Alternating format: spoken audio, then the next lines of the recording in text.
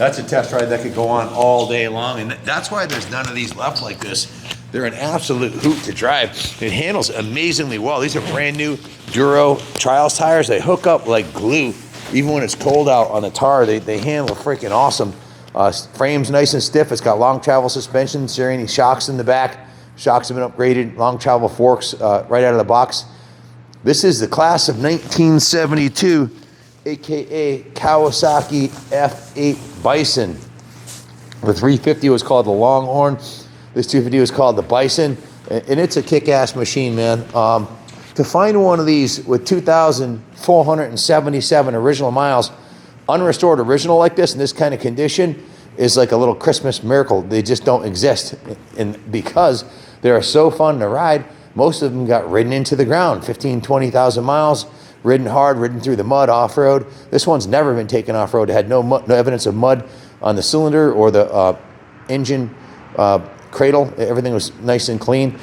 Original production date here, if you look right here, is still intact on the original sticker here, manufactured by Kawasaki Heavy Industries on 6, let me move this out of the way. Can you see it? 6 June of 1971, making this a 1972 model. All the original cycle parts are intact, the handlebars, the grips, everything. All the original cycle parts are intact and in great condition. No evidence of it being crashed or abused ever. Just a beautiful piece. We've just given it a full going through major detail and rotisserie detail and a full service and tune. Let me grab the work order and we'll go over that.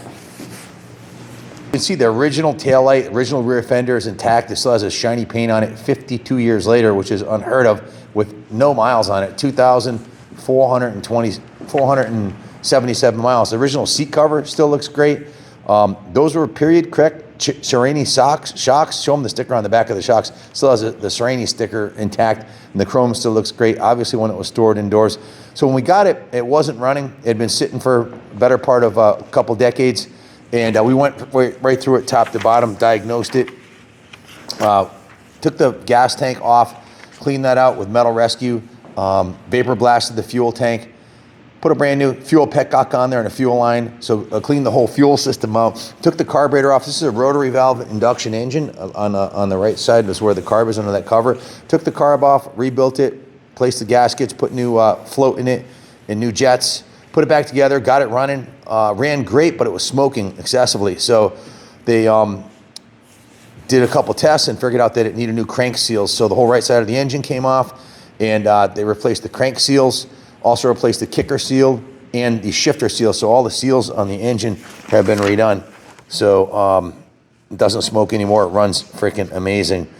The whole clutch side of the case came off and the crank seals were put on. He also repaired the rear taillight and placed and cleaned the air box and air filter. It's original air box air filter. It's got a new oil filter, excuse me, a new air filter in the original air box that they oiled.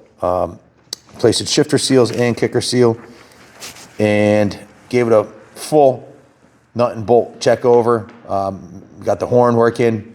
If you look closely, you'll see the tires are brand new. They still got the hairy nubs on them. It's got maybe 2 miles ride time on the tires. Front and rear, those are brand new Duro tires, new tubes and rim strips.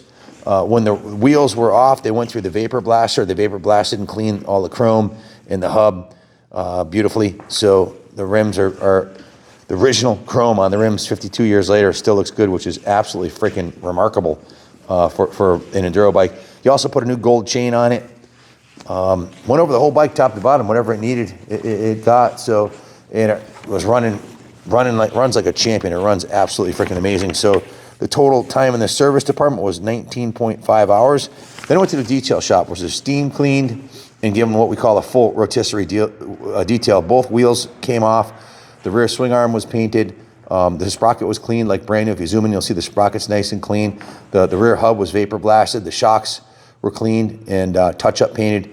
The exhaust system came off, and you can see it has the proper finishes on the exhaust. Not only it has new hardware holding the heat shield on, but the heat shield's painted the original gloss color, and the exhaust is painted the original low gloss black. And check this out. This look at the detail on the tip of the exhaust pipe right there. That's actually brass, and they polished it. It's not paint. That looks pretty freaking cool.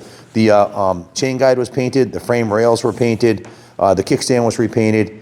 All the chrome was polished, top to bottom. The tank was buffed. Guys, this is original 52-year-old paint on this bike. It's absolutely freaking remarkable that it's not, very rarely will you find an original look that comes in looking like this, an original seat cover.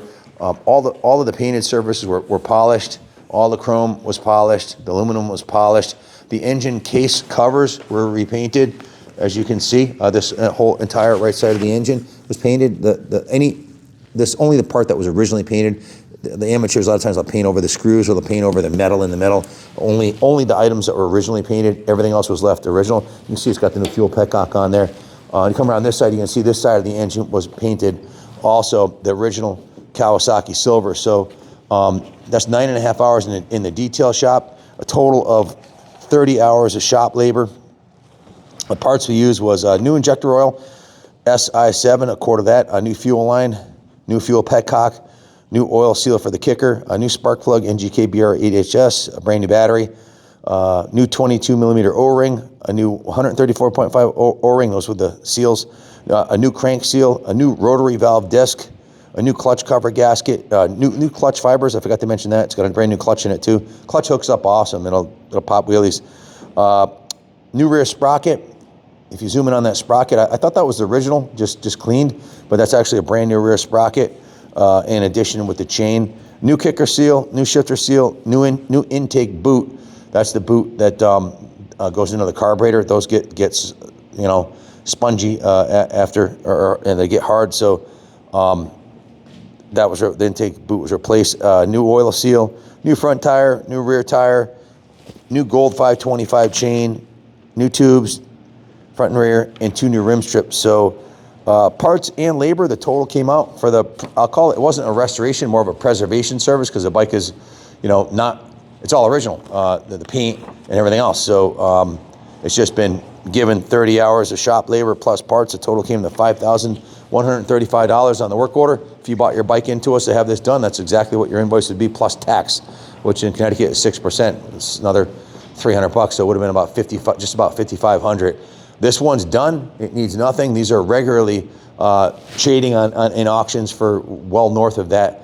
I would estimate the value of this on Bring a Trailer or eBay to be substantially higher than what we just put into it, along with the original value of any 2,400 mile enduro with the original. Oh, I forgot to mention, this had the original tires when it came in, and the tread on them was excellent. It had 80-90% of the tread, but they're 52 years old, so they're starting to get some dry checking in between the tires. So the tires have been replaced, all the seals have been replaced, and it's ready for another 50 years straight up. So if you're looking for a mint unrestored original paint Bison, this is the only one in the country I know of for sale this nice. We go through a lot. We have a lot of enduros come through the shop because we love these.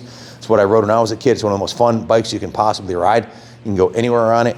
The 250 will get you up to highway speeds, but they're a lot more fun on back roads, bumpy back roads, and zooming around the back roads, take it to the beach, whatever. Just a beautiful piece, man. If you interested, give Junior a call or click to buy it now if it's on eBay. If you watch the video, just give Junior a call, 860-454-7024. If you like bikes like this, click the like and subscribe. Like 80% of the viewers on our channel are not subscribed, so it'd be pretty cool if you guys just hit the subscribe button and help us grow the channel. If you have any questions about it, give us a call. Thanks for watching, and as always, God bless the United States of America.